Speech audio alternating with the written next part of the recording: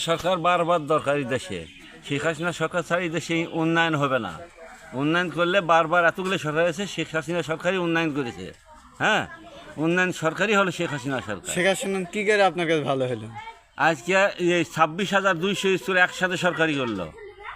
তারপরে যতগুলো high school মাদ্রাসা যত আছে গোটা বাংলাদেশে একসাথে সরকারি করে দিল।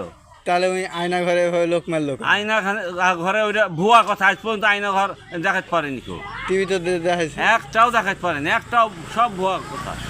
হ্যাঁ, আয়না ঘর এলে ভুয়া কথা, একটাও দেখাতে পারেনি আজ পর্যন্ত। তুমি ভালো এবং দেখো এই শেখ হাসিনা সরকার বারবার দরকার। এই শেখ হাসিনা সরকার ছাড়া এই দেশে উন্নয়ন করা সম্ভব না। আজকে দেখো কি দ্রব্যমূল্যের দাম, আজকে দেখো কীভাবে উঠে গেছে। আজ মানুষ কীভাবে অভাব অনটনে মানুষ চলছে।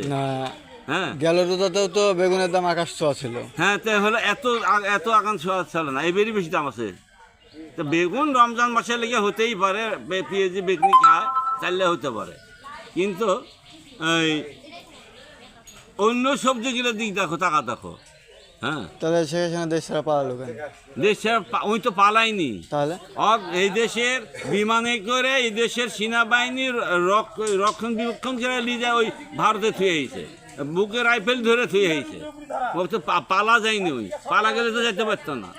এখন দেশে আসছে না কেন? এই আসবে, এখন নিরাপদ নাই দেশ, তাই জন্য আসতে পারেনি। নিরাপদ হোক, তারপর আপন মনি চলে আসবে এই সরকার আবার। এবার কি ভোটে অংশগ্রহণ করবে শেখ হাসিনা? যদি সে পরিবেশ থাকে তো অংশগ্রহণ করবে, পরিবেশ না থাকলে অংশগ্রহণ করবে না। হ্যাঁ, না আপনার মতে যদি শেখ হাসিনা সরকার ভালো, এই দেশে পরিবেশ বান্ধব সরকার। এই সরকার দেখো আজ বয়স্ক ভাতা, বিধবা ভাতা, প্রতিবন্ধী ভাতা, তোমার ধরো স্কুলের ভাতা, তারপরে তোমার ধরো 18 কোটি বই দিয়েছে প্রথমে, এখন 80 কোটি বই লাগে। এবার দিল 1 কোটি বই, 1 কোটি বই দিয়েছে, এখন 80 কোটি বই লাগে। হ্যাঁ, সরকার এই তো অবৈধ সরকার, ইউনূস সরকার অবৈধ সরকার। এই সরকার তো কোনো বৈধই নাই। এই পালাইছে, থামো।